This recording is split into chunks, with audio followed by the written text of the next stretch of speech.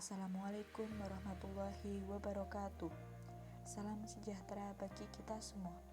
Perkenalkanlah kami dari kelompok 3 yang beranggotakan Muhammad Syarif Jauhari, Nadia Aulia Rahmadia, Muhammad Hasan Mutawakil, Aliyadi Fahrul Razi, Rizal Muhaimin Alawiyah, Dwi Agus Wibowo, Ahmad Muizul Ahsan, Muhammad Jundi Andi Murti, Gina Awaliyah Putri Pembayon, Nanang Taufikur Rahman, Alvina Rahmawati, dan Wina Widiawati.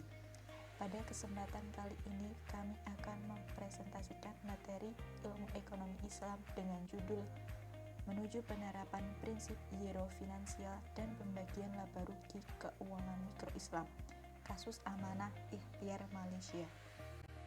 Perbankan dan keuangan syariah pertama kali didirikan dengan prinsip bagi hasil dan kerugian dan larangan riba.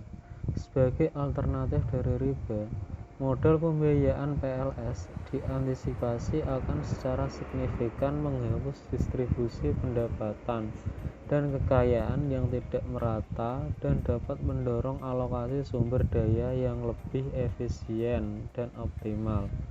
Namun, penelitian telah menunjukkan bahwa telah terjadi pergeseran total dalam perbankan dan keuangan Islam dari yang seharusnya PLS perbankan ke sistem berbasis penjualan dan berbasis hutang. Aktivitas bank syariah sangat bergantung pada kontrak yang dianggap berbasis markup yang mirip dengan pinjaman berdasarkan bunga tetap. Penggunaan kontrak PLS yang lebih berisiko seperti mudharabah dan muharokah sangat minim. 1. Pembiayaan tanpa bunga. Menurut beberapa pertimbangan, jika peminjam program keuangan mikro syariah di Malaysia dapat meningkatkan tingkat pendapatan mereka dan keluar dari kemiskinan, mereka akan segera menjadi kontributor aktif zakat. Yang pasti, terdapat bukti bahwa program kredit mikro AIM dibandingkan dengan program keuangan mikro lainnya di Malaysia telah meningkatkan tingkat lapangan kerja dan tingkat pendapatan seiring dengan peningkatan pembangunan manusia dan kualitas hidup bahkan untuk rumah tangga yang sangat miskin. Namun, meskipun AIM membebankan bunga atas pinjaman karena pembatasan hukum syariah, pada dasarnya AIM menggantikan bunga dengan biaya manajemen. Di sini, penelitian yang diusulkan menyarankan pemanfaatan sistem zakat atau sodaqoh untuk menggantikan penggunaan biaya pengelolaan. Zakat dianggap sebagai tindakan sementara untuk memungkinkan orang miskin lulus dari tingkat penerima ke tingkat pendonor. Yang kedua yaitu pembiayaan murabahah. Murabahah adalah akad jual beli di mana penjual mengungkapkan kepada pembeli harga aktual komoditas dan margin keuntungan ditambahkan. Dalam pembiayaan syariah, pembiayaan murabahah digunakan untuk memungkinkan pelaku usaha memperoleh dana untuk membeli peralatan, mesin, dan aset lainnya untuk tujuan komersial. Pembiayaan murabahah terbatas pada kasus di mana nasabah benar-benar perlu membeli komoditas tersebut. Ini tidak dapat digunakan untuk membeli komoditas yang sudah dimiliki oleh pelanggan, untuk mendapatkan uang tunai atau untuk membayar utilitas atau gaji. Pemodal harus membeli komoditas dari pihak ketiga dan bukan dari pelanggan itu sendiri. Pemodal harus memiliki komoditas dan menanggung resiko kepemilikan komoditas, meskipun hanya untuk waktu yang singkat. Dalam kasus luar biasa tertentu di mana pemodal tidak praktis membeli komoditas langsung dari pemasok, pelanggan diizinkan untuk bertindak sebagai agen atas nama pemodal untuk membeli komoditas. Pembayaran barang murabahah dapat dilakukan secara tunai atau dengan syarat pembayaran yang ditangguhkan. Kemudian selanjutnya, pilihan struktur murabahah. Perlu ditekankan bahwa murabahah adalah penjualan yang membutuhkan keahlian khusus yang mungkin dimiliki atau tidak dimiliki oleh lembaga keuangan mikro. Pada tahun 2007, Ayub mengemukakan bahwa salah satu pilihan yang mungkin adalah mendirikan perusahaan terbatas untuk melakukan aktivitas perdagangan dan staf dengan keahlian yang tepat dapat ditugaskan pekerjaan perdagangan sesuai dengan syariah. Opsi lain yang disarankan oleh Ayub adalah bahwa aktivitas perdagangan dapat dilakukan dengan menunjukkan klien sebagai agen atau melalui agen pihak ketiga. Perdagangan langsung oleh lembaga keuangan mikro. Perdagangan langsung oleh lembaga keuangan mikro adalah struktur paling ideal untuk memenuhi persyaratan syariah dalam murabahah. Opsi ini dapat digunakan dalam kasus aset tertentu, di mana AIM dapat membeli barang atau aset tertentu dan menjualnya kepada klien dengan dasar biaya plus. Misalnya, dalam memberikan pembiayaan untuk industri makanan, AIM dapat membeli mesin pengolah makanan dan memberikannya kepada klien dengan harga markup.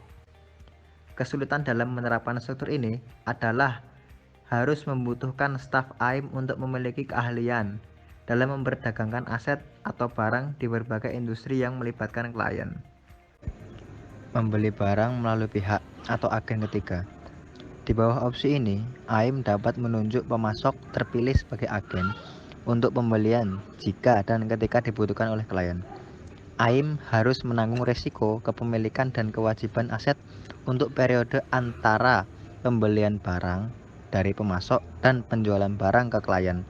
Dengan kata lain, AIM bertanggung jawab atas segala kerusakan aset sebelum dikirimkan ke klien. 2. Membeli barang melalui pihak atau agen ketiga. Di bawah opsi ini,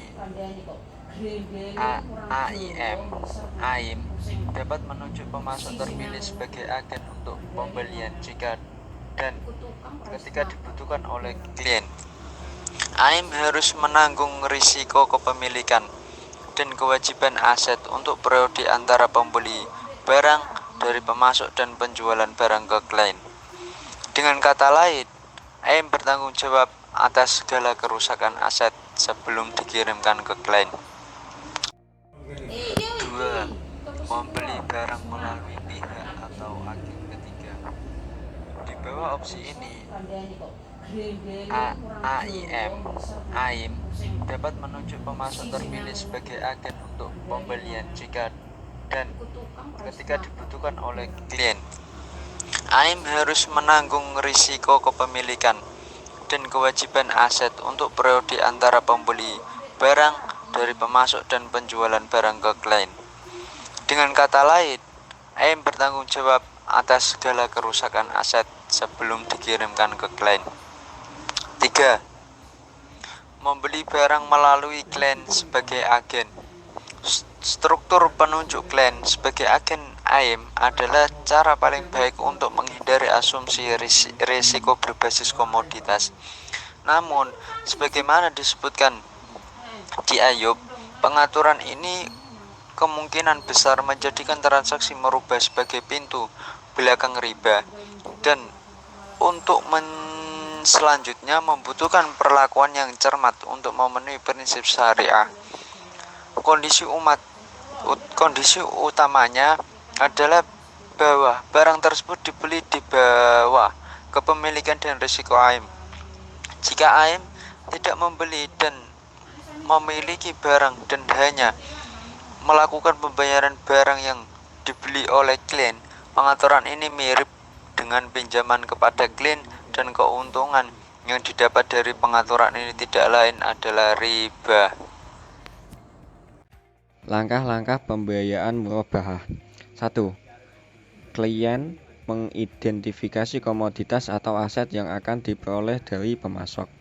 2. Klien mendekati AIM untuk membeli komoditas atau aset dan berjanji untuk membeli komoditas atau aset dari AIM. 3. AIM membeli komoditas atau aset yang diidentifikasi dari pemasok secara tunai. 4. AIM menjual komoditas atau aset klien dengan biaya ditambah keuntungan secara kredit. 5. Klien membayar AIM secara angsuran. Selanjutnya yaitu Kasus pembiayaan murabahah.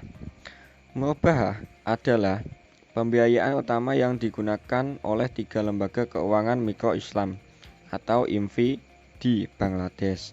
IMFI ini adalah Al-Falah, Rescue, dan Noble. Agar transaksi dapat diterima secara Islam, IMFI idealnya harus membeli barang atau aset dari pasar dan menjualnya kepada klien dengan harga markup. Ahmad melaporkan bahwa pada tahap awal operasinya, ketiga IMFI telah mencoba mengikuti prinsip ini. Namun seiring dengan pertumbuhan operasi mereka, IMFI perlahan-lahan menjauh dari praktek ini. Alasan yang diberikan adalah terlalu mahal dalam hal jam kerja, dan terkadang tidak mungkin untuk membeli barang atau aset yang dibutuhkan klien. Misalnya, menjadi sangat sulit untuk mengikuti klien yang ingin membeli jenis barang atau aset tertentu jika dijual di pasar terpencil. Daripada memberikan uang kepada klien, Ahmed melaporkan bahwa LKM pada tahap selanjutnya mempercayakan kepada orang lain untuk membeli barang atau aset tersebut. Staf LKM kemudian memeriksa apakah uang itu digunakan untuk membeli barang atau aset selama pertemuan seminggu berikutnya. Musyawarah Mutanakishoh Kemitraan atau MMP. MMP sendiri adalah bentuk kemitraan di mana salah satu mitra berjanji untuk membeli bagian ekuitas dari mitra lainnya secara bertahap sampai hak milik atas ekuitas tersebut sepenuhnya dialihkan kepadanya. Transaksi ini dimulai dengan pembentukan kemitraan. Setelah itu jual beli ekuitas terjadi antara kedua mitra dan tidak diperlukan dalam atau diatur dalam kontrak kemitraan. Dengan kata lain, rekanan pembeli hanya diperbolehkan memberikan janji untuk membeli. Janji ini harus terlepas dari kontrak kemitraan. Selain itu, perjanjian jual beli harus independen dari kontrak kemitraan. Tidak diizinkan bahwa satu kontrak dibuat sebagai syarat untuk menyelesaikan yang lain. Selanjutnya, aturan syarikat Al-Inan berlaku untuk MMP. Berikut ini kondisi penting yang diperlukan.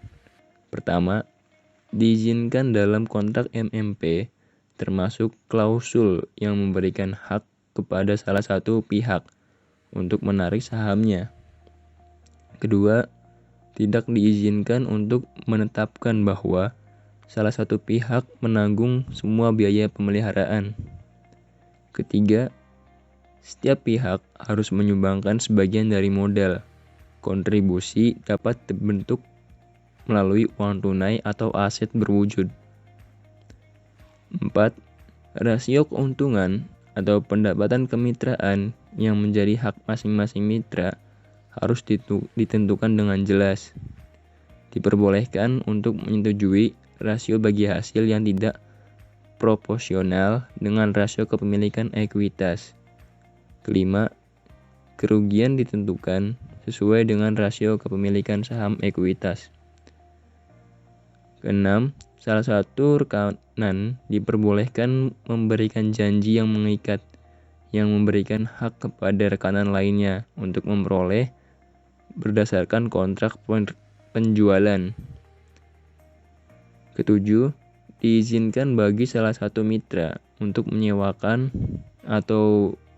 sebagian dari mitra lainnya dalam jumlah dan waktu tertentu. Dalam hal ini, setiap mitra akan tetap bertanggung jawab atas pemeliharaan berkala baginya secara tepat waktu. Selanjutnya yaitu opsi penggunaan MMP saat ini. 1. Bank Islam dan pelanggan bersama-sama membeli dan memiliki rumah melalui susur syarikat. 2. Pelanggan menandatangani janji pengikat terpisah untuk membeli ekuitas Bank Islam di rumah. Ketiga, bank menyewakan ekuitasnya kepada nasabah melalui al-ijarah. Lembur ekuitas bank berkurang dan ekuitas nasabah meningkat. Akhirnya nasabah membeli rumah dari bank melalui penjualan murabahah. Yang keempat, yaitu menurut Imron Taqi Usmani 2005, penerapan MMP dapat diperluas untuk modal kerja dan jasa. Kedua aplikasi ini sangat relevan dengan AIM sebagai berikut. MMP untuk modal kerja. Klien AIM pertama-tama harus mengidentifikasi proyek yang ingin dia lakukan. Misalnya, proyek penjualan kuki. Dia kemudian memperkirakan jumlah total modal yang dibutuhkan, katakanlah 1.000 ringgit Malaysia. Dia menandatangani perjanjian kemitraan dengan AIM atau sirkat, di mana AIM menyediakan 90% atau 900 ringgit Malaysia dari modal kerja yang diperlukan untuk proyek kuki, dan klien memberikan kontribusi 10% atau 100 ringgit Malaysia. Klien menandatangani perjanjian yang mengikat atau WAD untuk membeli ekuitas AIM dalam proyek kuki.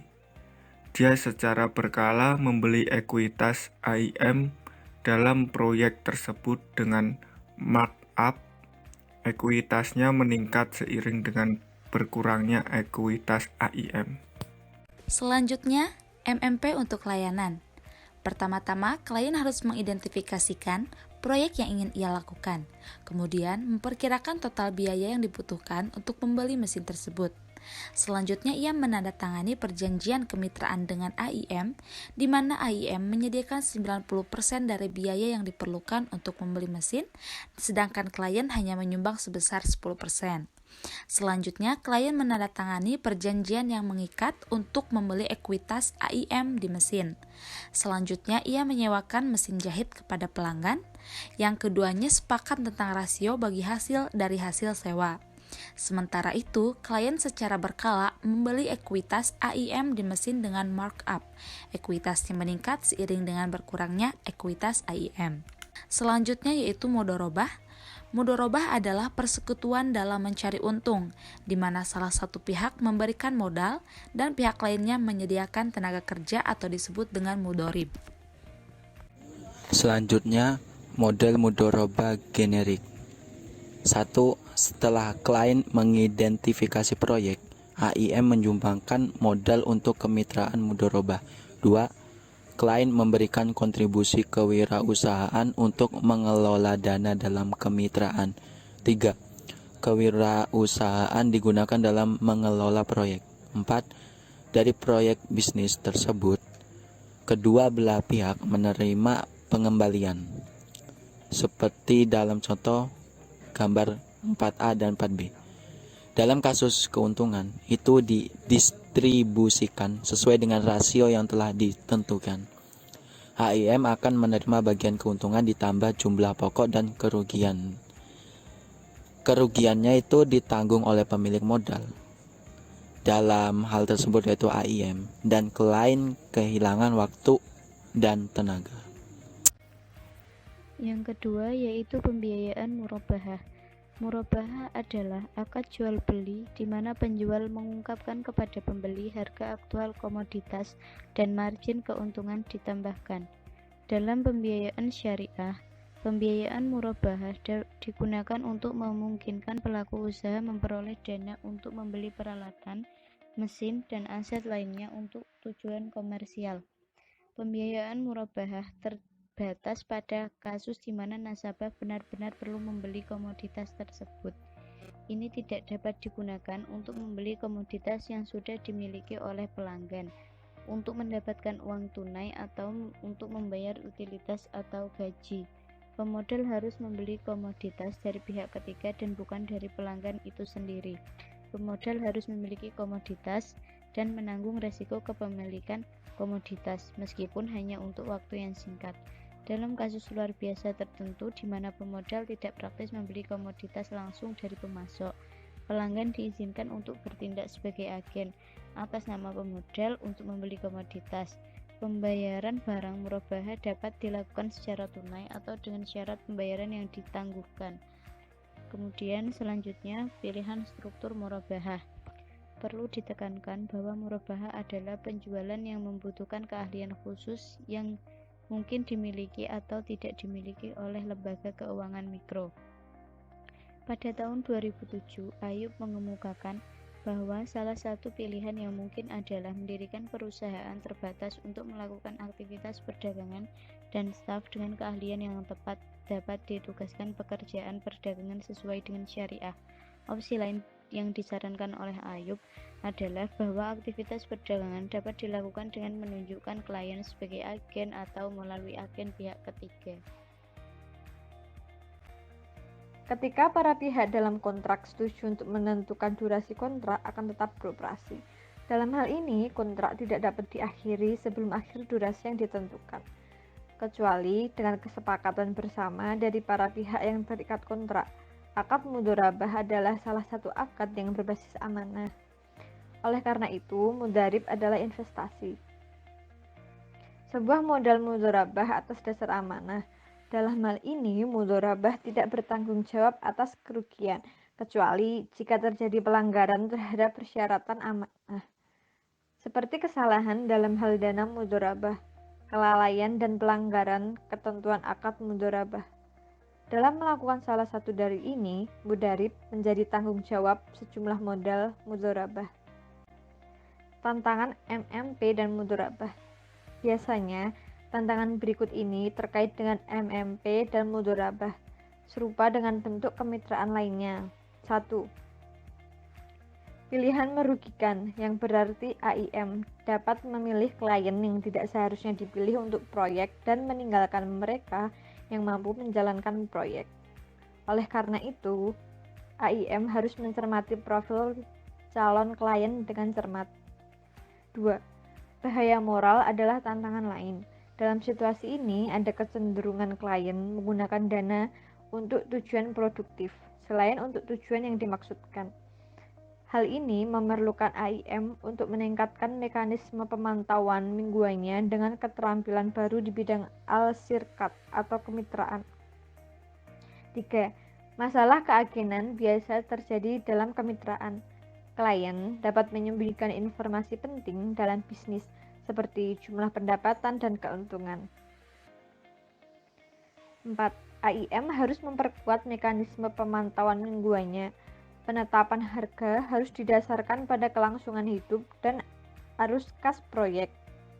Ini tidak seperti sistem sekarang yang menetapkan harga pinjaman berdasarkan biaya modal. 5. Masalah etika seperti kepercayaan dan kejujuran perlu ditingkatkan dengan meningkatkan konten etika dari modal pelatihan AIM.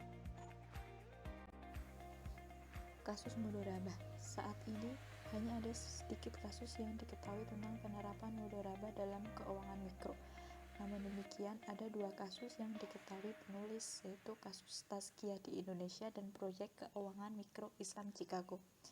Kedua institusi yang menggunakan model kemitraan ini dilaporkan berhasil, namun ada kebutuhan untuk mempelajari praktik mereka.